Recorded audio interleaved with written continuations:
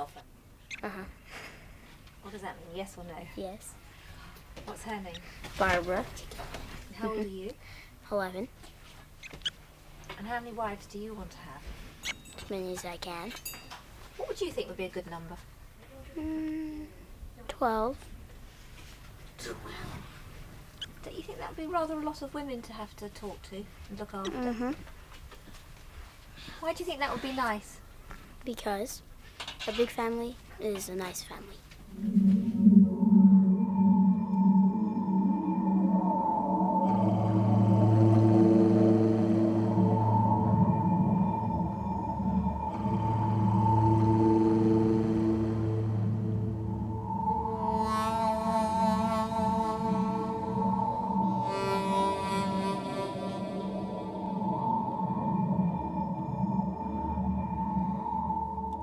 There are nearly 50,000 polygamists living illegally in the southwestern American state of Utah.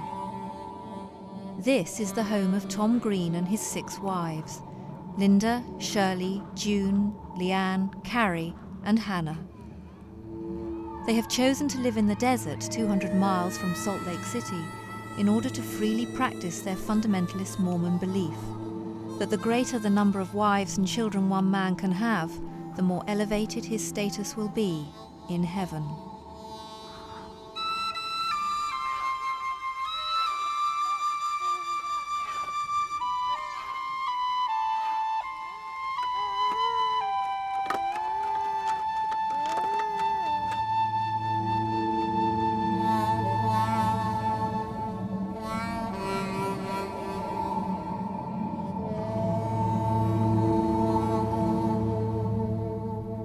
I'm 28. And when did you get married to him? I was married when I was 14.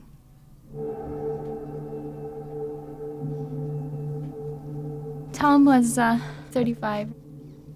I had my parents' permission because they thought Tom was a very good man, and they could see his heart, that he was not just out to take advantage of a young girl. He wanted to build a family, and we really did sincerely, truly love each other.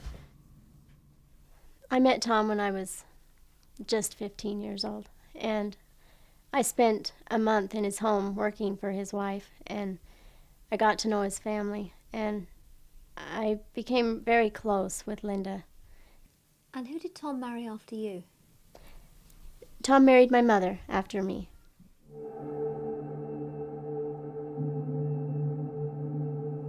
How did you meet Tom? My older sister was married to Tom, and I lived in southern Utah, and she brought him down to meet us, and things just went from there. I thought that he was strange, because he was an outsider when he came. Maybe that's why I fell in love with him, because he was different. I don't know. I met Tom when my mother moved to Salt Lake and married Tom. So you were Tom's stepdaughter? Yes, I was. I didn't see him as a father figure for very long. I think I fell in love with him right away. And I've been married to him for 9 years now. He let me know that he was serious, and if I was serious, then I needed to let him know. And so I told him, yes, I want to marry you. I want to be your wife. From the time that we first kissed till the time we were married, it was about 2 days. So it went quite fast.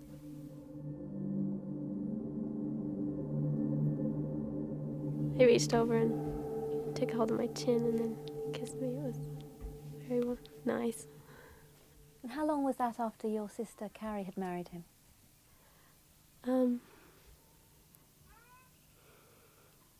2 or 3 weeks. 2 or 3 weeks.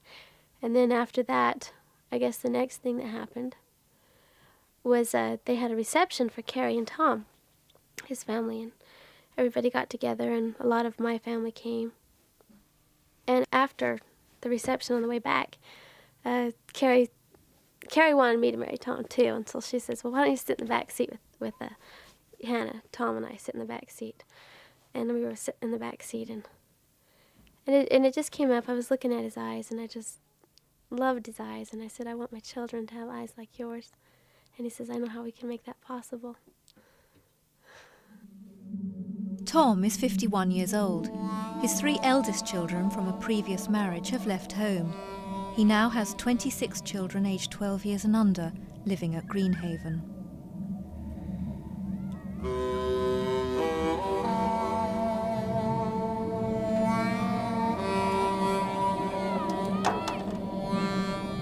The tail and the feet. Buddy, watch, friends! What is going on here? Just put the flowers beside it.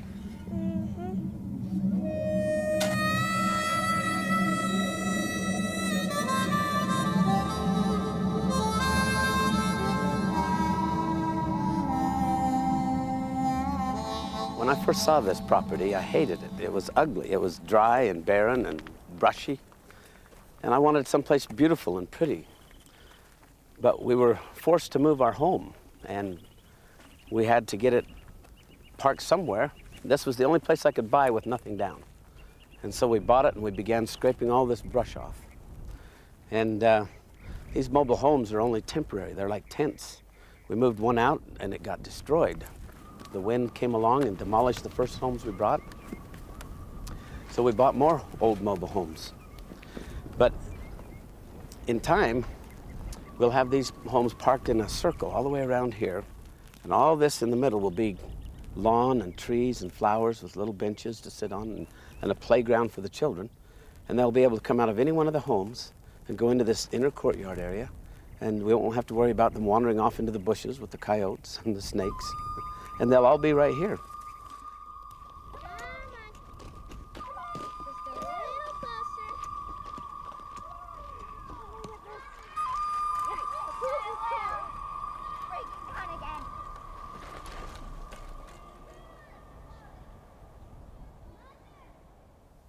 Tell us, though, why you choose to marry the wives so young. I've married the wives that I have because those are the wives that God brought to me and informed me that these are the girls that I should marry. These girls wanted to marry me and demonstrated their extremely rare quality of being capable of handling the responsibilities at such an early age. You know, a lot of people have criticized me soundly for marrying young girls, and I agree that there's hardly any girls of that age that are ready for marriage, but these girls were. These girls have demonstrated that they really were not too young because they have succeeded in building a successful relationship in a marriage, which people sometimes twice their age or more have not been able to do. Each of Tom's wives have a trailer where they have a bedroom in it. And this is where mine is. This is a kitchen, which is going to be turned into a walk-in closet. And we'll put up a wall, and it'll isolate itself from my bedroom, which is right here. And it used to be a living room. It's now my large bedroom. This is where I spend my evenings when I'm not with Tom. And Tom has his own bedroom, and each of his wives spend their nights there. This room is my bedroom. And I spend all my nights here. Each wife comes here according to their own schedule and spends their time with me. The only furniture I really have in here is my armoire. You may notice there's 7 drawers, so there's room for 2 more wives there if things happen that way. Do you ever feel promiscuous? Promiscuous? You mean with the wives that I have? No, I've entered into solemn covenants with the wives that I have. We've had, each wife has been married to me by a very special and sacred religious ceremony. And so I don't feel the least bit immoral or promiscuous in what I'm doing. My covenants and my bonds with each wife is just as sacred as it is among any person of any other faith.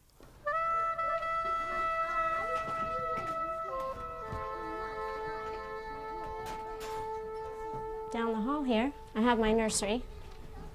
And this is where Lonnie and Elizabeth spend their time. This is for Elizabeth and Melanie. And this bedroom here is a spare bedroom. We're going to combine it with the bathroom bedroom and turn it all into a large bathroom. And here is where the B-team girls spend their time. This is their bedroom. My name? Oh, Joseph. How old are you? 8. And what team are you in? B team. Who else is in the B team? Lauren, Mindy, and Kelly, and Sarah. Linda has Melvin, and then Johnny, and then Lauren, and then Philip, and then Rebecca, and Rosanna. And those are Linda's 6. And then Shirley had 7 children with me. She had Chris, and then Hiram, and then Sierra, and then Jerry, and then Alonzo, or Lonnie, and then she had the twins, Elizabeth and Melanie. And those are Shirley's. And then let's see, next was Leanne. Leanne's first one was Kelly, and then she had Misty, and then Emerald, and then Hunter. And they're all named colors. And then, let's see, next was Carrie. And Carrie had Bonnie. And where is he? And then Wesley. And then Benjamin Franklin. And then Hannah has had 2 with me. She's had Sharon and Brigham Young. And those are all the children of each mother. All of us try to get pregnant at the same time because we really like having children at the same age, close together, like 4 or 5 of them. And we've managed to do that several times. We're down to an E team now, starting from A, and every one of those teams are just unique in their own little way, and it's a lot of fun to have teams. I think that most people, when they see plural marriage, they see this horny old man that wants to have sex with young women. And that's not Tom. That's not him at all. It's a woman's choice. It's a woman's issue, you know. I mean, it's more about our rights and our freedom than it is about his. I mean, we get to decide when we're going to have sex with him. He doesn't ask. It's not his place. It's a girl's place to choose her husband. And we chose Tom. I chose him. He didn't ask me. He'd let me know that he was interested. But it was me that went to him and say, I'd like to be your wife. Do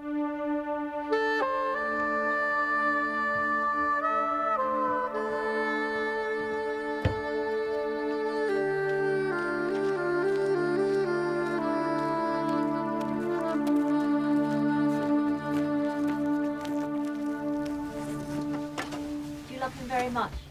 I do. I love him very much. I am very madly in love.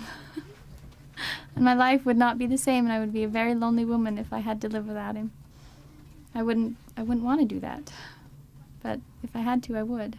I hope that God never asked me to do that. Then I would be forced to find out how strong I really am. Do you mind sharing him? No, I don't mind sharing Tom.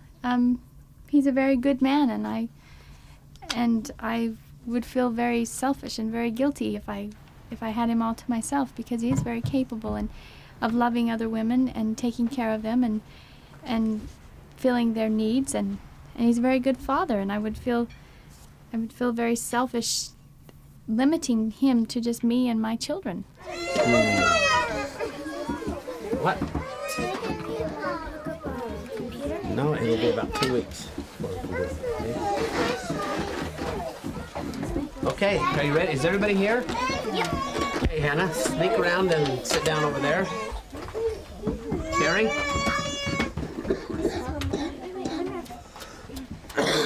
Kelly, take over. An old person. Children, you ready to sing? Brigham, let's sing to Mother Hannah. You ready? Okay, everybody. Happy birthday to you. Happy birthday to you. Happy birthday, Mother Hannah. Happy birthday to you.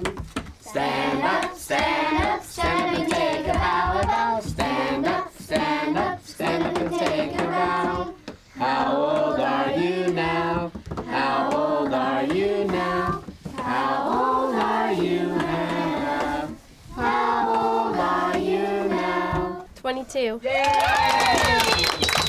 At last, finally. Father, What? couple of years ago. how about the sound? Wait just a minute. The what? Tell her. Say heavy, heavy hangover. with a mindful hand. When you wish Miss Puffin would knock on the hand. I wish you a horse. A horse.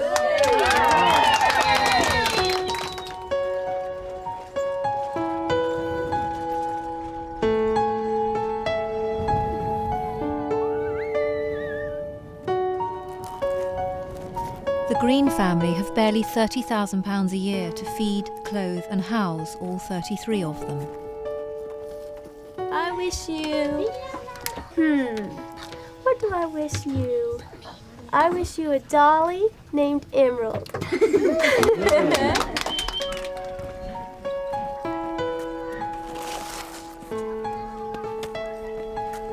I wish you... Whoops. A horsey. Do you want a horsey and a cow? And a cow? Okay. To preserve their fundamentalist way of life, the children have little contact with the outside world and are educated at home by their mothers. I wish you a husband that will treat you like an angel. Will you give me? Each of my wives have their own independent personalities. And I encourage them to to develop their personalities independently. I find that I relate with each one of them differently. Linda is, she's very level-headed, she's very mature, she's very intelligent and has a fantastic memory. Just so amazing in her abilities that I feel extremely fortunate and blessed to have her as a partner in my marriage. And Shirley is as devoted and diligent as any mother I've ever seen. I won great respect for Shirley because of that. Shirley's just a lot of fun to have around. And Leanne keeps life really fun for the family and for me. Besides that, I really like the way she dresses. It's just fun to look at her walk by. I get a thrill just out of watching her walk by. And Carrie is such a stalwart. Carrie amazes me how she just diligently, devotedly works her heart out for this family without complaining, ever. In 8 years of marriage with Carrie, we've never had an argument. Carrie's like the pillar that holds up the family. And Hannah's an amazing girl. She's athletic and she's strong and she's competitive and she's extremely committed to this family. It's just really dazzling to me to see how she is striving to do the best she can in this family. So you have 5 wives. They're all very attractive. They're young. They're very lively. How do you satisfy them? Which aspect of satisfaction are you talking about?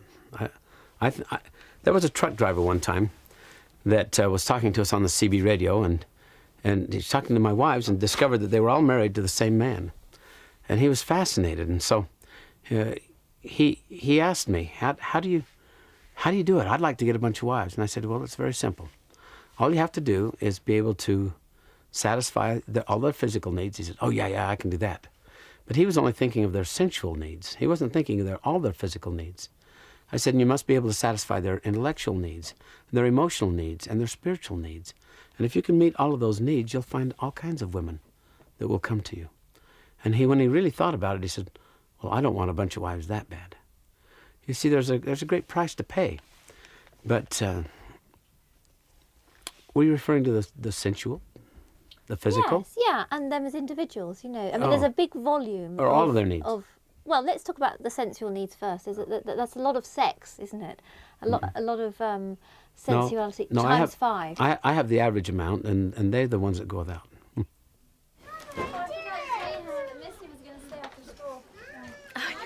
That's all right.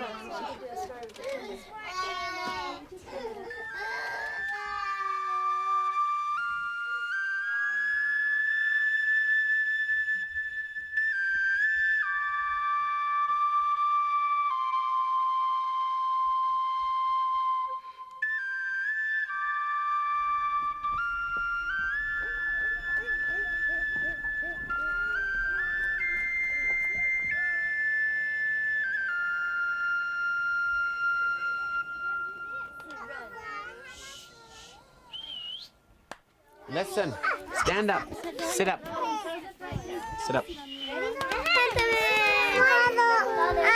We're going to do Miss O'Leary's count.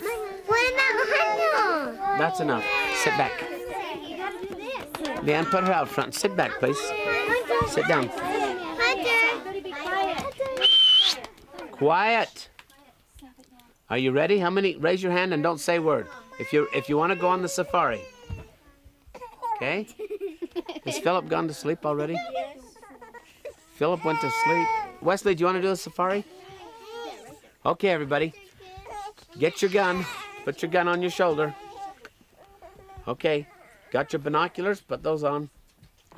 Now, open the door careful. Look outside. Is it all clear? No. Yep. All clear? Okay. Let's go down the path. Our nights are scheduled on a rotational basis. It's not up to Tom at all. It is left up to the wives. And we have all decided together that if it's just one right after another and in turn, then it would be a lot simpler to keep track of and also to help deal with, jealousy. And when it is our night with Tom, it is totally up to the woman to initiate whether or not she wants to be intimate with him or not. Through the tall grass. Quiet, Misty. Oh, here's a tall tree. Let's climb it real slow. Keep climbing. Don't climb it fast. What was Tom like on your wedding night? Of course, I have to say he was experienced. So he taught me and explained things. And one thing that he did is he would draw on my belly where the what that green one. Forget that part. He would what? Explain. No, this isn't okay. Let's not do this part. What, he'd draw on your belly and tell you where a baby would be? Well, how it works, actually. Like where the uterus is, where the ovaries are. And would explain. Just explain to me the reproductive system of the female. Get your binoculars. Look all around. What do you see? See a lion. Oh no, quick, down the tree. In the water, swim the river, quick. Down the path. I see our cabin. Quick inside, shut the door. Hooray!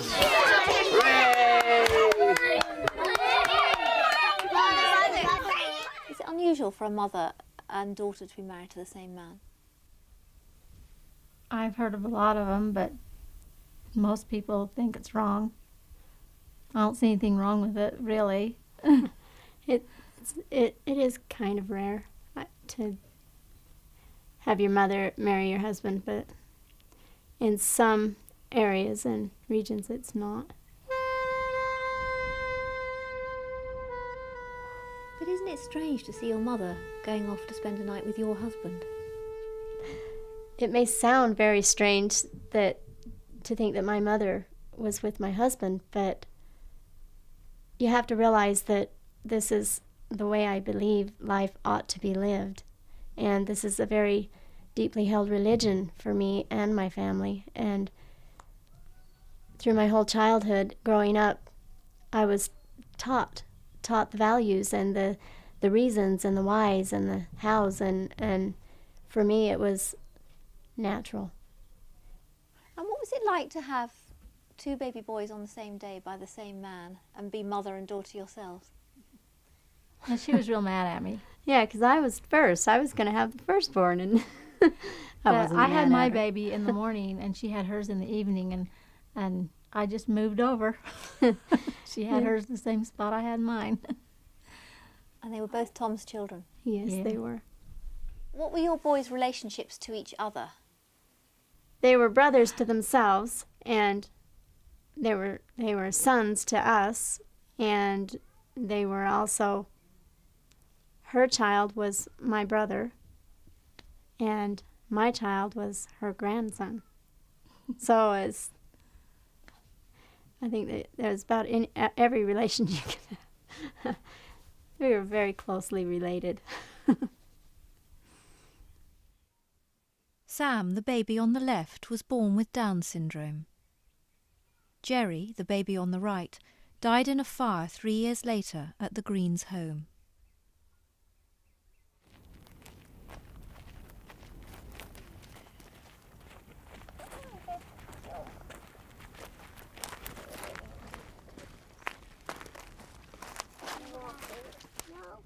He's in heaven, not died. He's not in died. He's in heaven, not in died.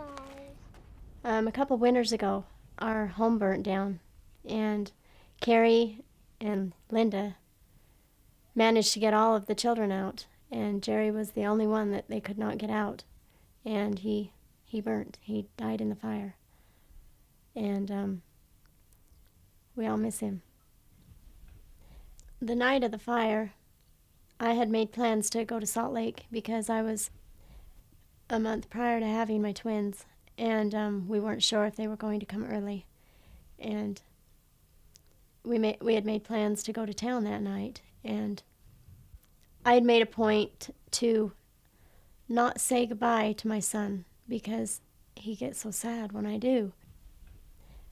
And several hours after going to bed that night, we got a call on the phone, and Tom answered the call, and it was Linda. She was at a neighbor's home, and said she had told him that, she said, "Tom, the house burnt down, and we got everybody out." And his chest just gave a sigh of relief. And then she says, "Except for Jerry," which was my son, my fourth child. And there were 25 children in the old homestead we were living in. Later on, we found out that it was a wiring problem.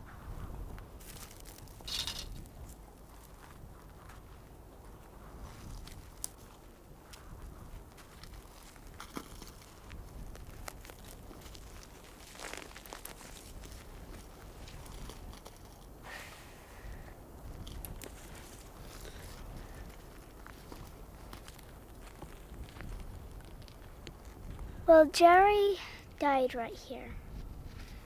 And we used to put a board over it. But now my mother, the one who born Jerry, she has his body in a little container. And his body is ash now. But they did find a couple bones and stuff, so we had a funeral. And I just didn't like the fire. And Jerry died here. You come here often? No, not so often. We go to here more than his grave, though. But I go to his grave more often. Hardly anybody's gone to his grave. I gotta help bury him. I just didn't like it. When that fire occurred, the shock of knowing that my son did not get out, I just kept shouting no. I mean, in my heart. You know, when something happens that you just don't ever want to have happen, and you want to make it unhappen, but you can't, you know? And then I thought, but it's winter, the snow's deep, and we don't have any shelter. Where am I going to put all my children?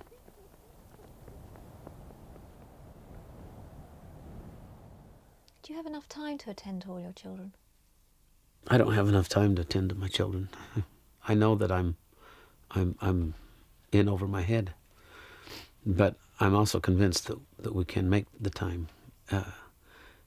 For the last 2 or 3 years, I've been saddled with just trying to cover the basic necessities, and it seems like every time we start getting close, then a wind comes and demolishes our houses, or a drunk runs into one of our homes and demolishes it, or a fire burns it down, or other things come along just when we're ready to settle in and sets us back. And, you know, we'll never quit. Why have you done this to yourself, though? We put ourselves in this position. What we're doing is a very key and elemental part of our religious belief. And it's tremendously challenging, and commensurately, it's tremendously rewarding. If it wasn't challenging, it wouldn't be just and fair to pour out the kind of rewards and blessings that we receive. So it has to be tough. Mother, these were in the Bible.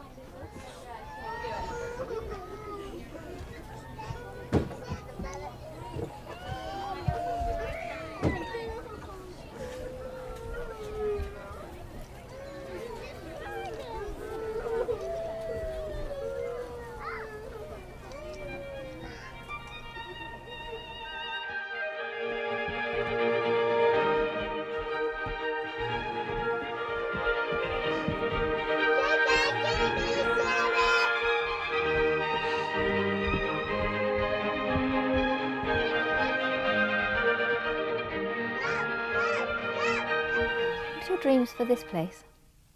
We'll have a great big grassy area for the children to play on, and a covered sand area where they won't get so sunburned, and a waterfall. And we'll have a skating rink, and in the wintertime it'll be an ice skating rink. We'll pour the ice over the cement, and there'll be a fireplace in the center, and it might be covered. And self-sufficient, everything we need to be self-sufficient. Granaries and cows for milk, and make our cheese and yogurt and butter, and horses to go explore everywhere with the different teams, take different teams at a time and go explore.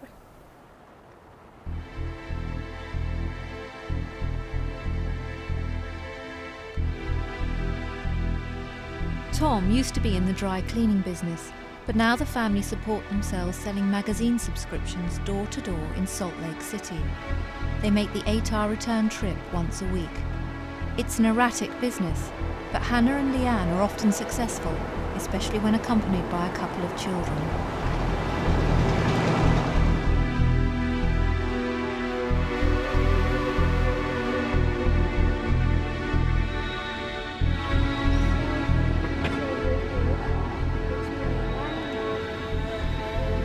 Now we'll have you divide up as we usually do. Work towards each other. I'll be working elsewhere. You'll have to take us around. Let us figure out where we're going. We're not going to need much. We'll just do this one section right over here.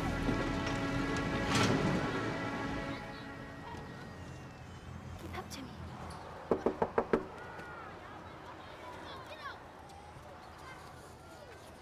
Okay.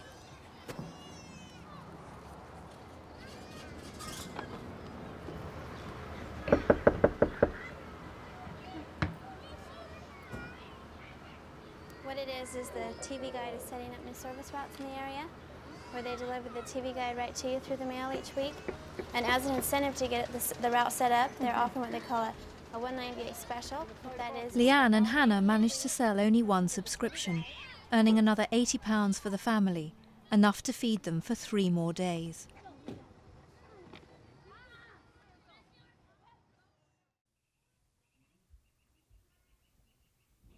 Tom is planning, hoping to take another wife, to take a 6th wife.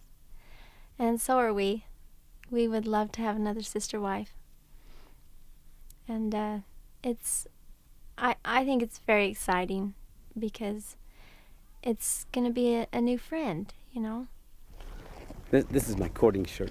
I bought it 2 weeks ago so that when Candace comes to visit, I could look nice. My wives all told me, get something nice so that you'll make an impression. What is that, Candace?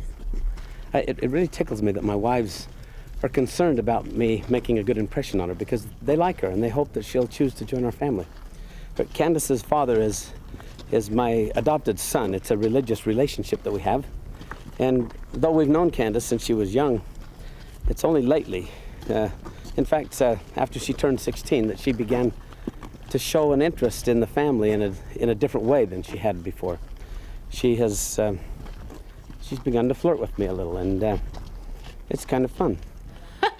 Oh, he's off in the clouds. He's falling in love. It's that feeling that you get when you can't think of much else except the person that you're in love with and that you want to be with, and so that's what we call La La Land. Are you allowed to fall in love with anyone else? No. I mean, am I allowed to fall in love with anyone else? No, we believe that a woman should only be involved with one man and love one man, and that's how it should be. That's how it works the best.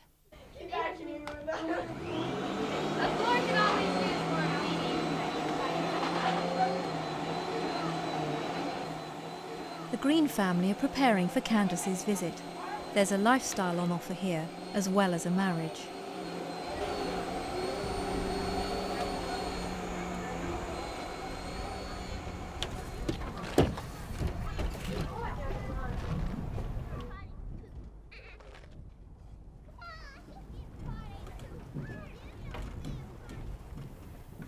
When a potential new wife is getting interested in our family, it works the best when she spends time with the wives and the children and gets to know us first, because that will be a big part of her life. It's important that she does get along with us and does have a relationship with us, because she's also marrying us and not just Tom. Candice, tell us a little bit about yourself. Myself. Who are you?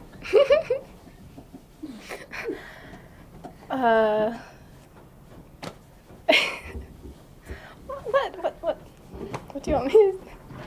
Well, tell us where you live, how many brothers and sisters you've got, how old you are. Okay.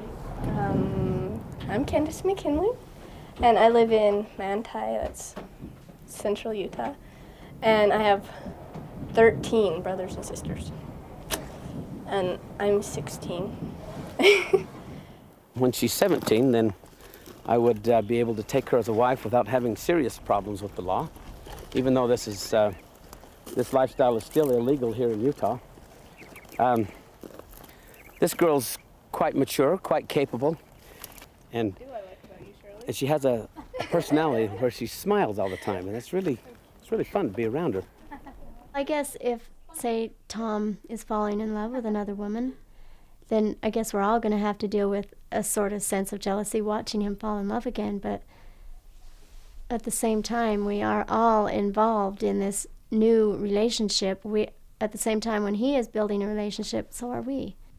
It just makes you feel good inside, knowing that he's falling in love again and that we're going to have an addition to our family, someone that's going to have more children and new relationships. It's exciting. Why aren't you jealous? Well, because it's what Tom wants. And what he wants is what I want. And I might get jealous. I don't know, I'll try not to, because I think it just causes me more sorrow and sadness than there needs to be. But I certainly will. You see, I think most of us would find it very hard to share somebody else. It's very painful to share someone else. And it's very interesting that you don't. So I want to know why you don't. Well, the reason I don't is because I love Tom and I like his wives, and I want for them what's going to make them happy, and that makes me happy. So where's the hammer? I don't know. I set it down. Lauren, did you take the hammer? Turkey? Lauren, give me the hammer, please. No, give me the hammer. Okay, it is. This is my son, Lauren. He's a practical joker. Now give me my hammer, quick. What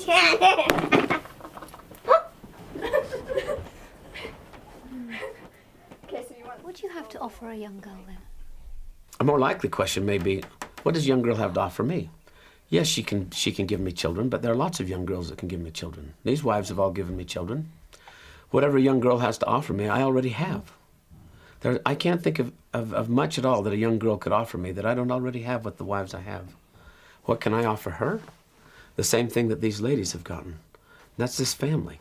It's not just me. It's not me they buy when they buy the whole package.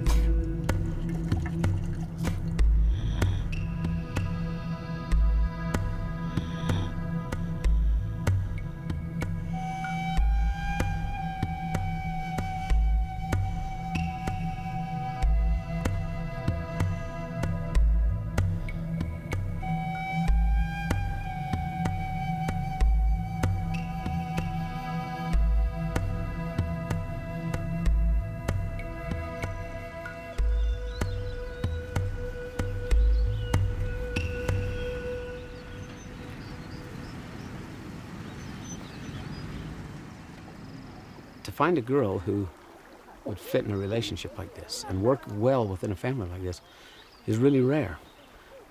It has to be somebody who is secure in themselves.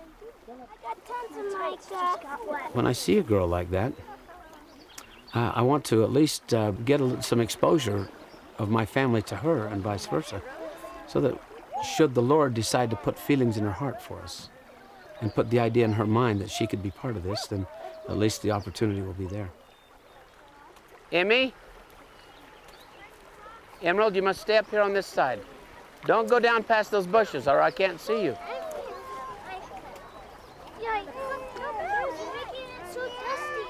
Muddy. You're making it muddy.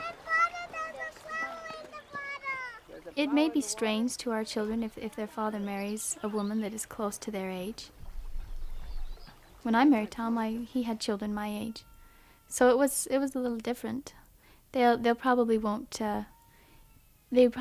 mother them like the other mothers will, but I think that they could respect them and they could be friends. So do you have a girlfriend, Mel? Yes, I do. Can you tell me about her?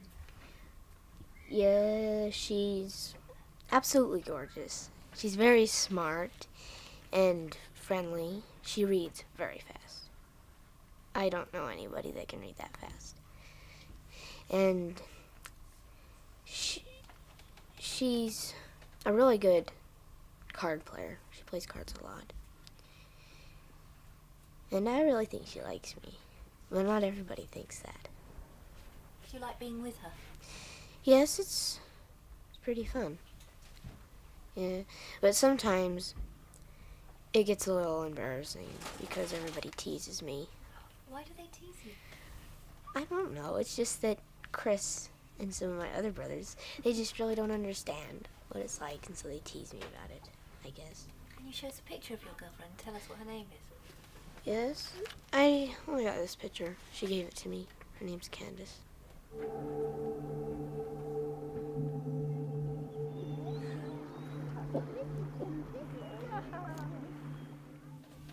Who gave you that picture?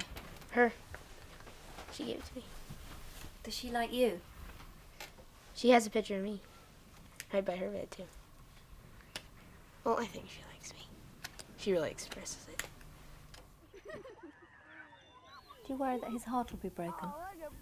Yes, I'm concerned that it could be, but I think that if he loved her enough, that he would want her to do what she wanted and be happy.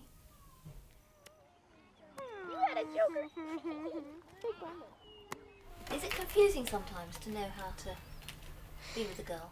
Mm-hmm. I think you should let her make her own decisions and be friendly around her. And I just feel like you should make him feel loved and needed. That's kind of how Father acts around my mothers, and they just love it.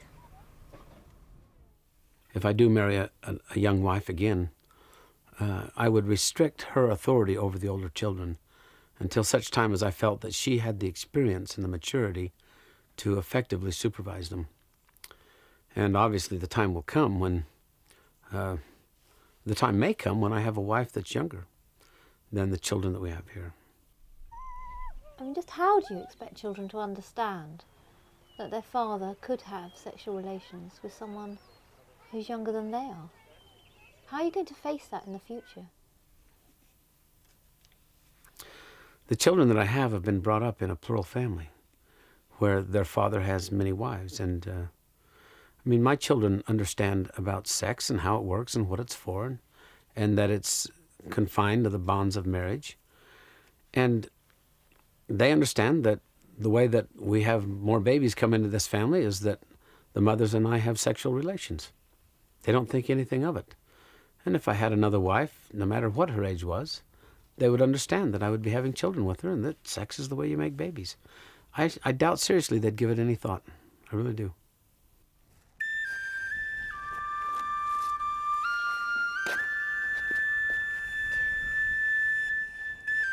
How do you deal with the sort of charge that could be levelled against you by perhaps a British audience that in Britain you'd be prosecuted for child abuse for marrying girls aged 14?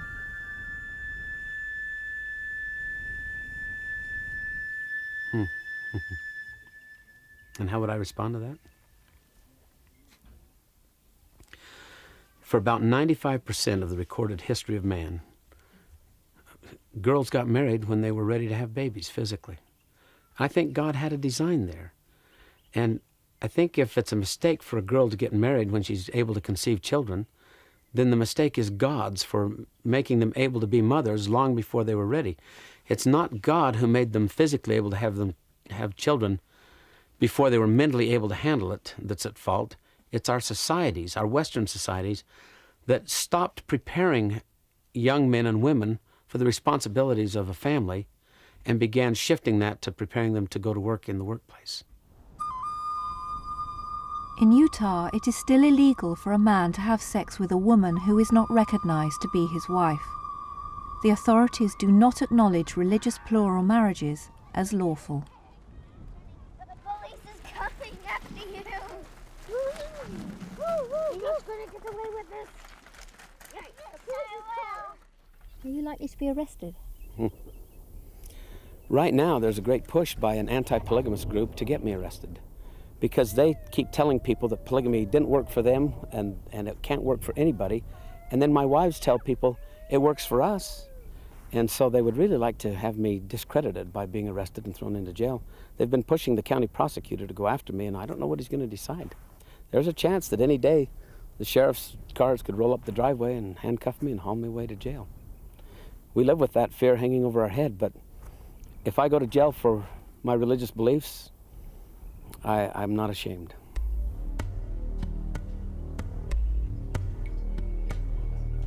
On July the 9th, 1999, Tom Green and his wives were ordered to appear in front of the county attorney. And there shall be no disputations among you. Tom is still waiting to hear if he will face trial. What are disputations? Does anybody know? Let's begin with the hymn. If convicted on all counts of bigamy, Tom could spend up to 20 years in prison. Firm as the mountains around us. Consequently, Tom has delayed any marriage plans with Candice.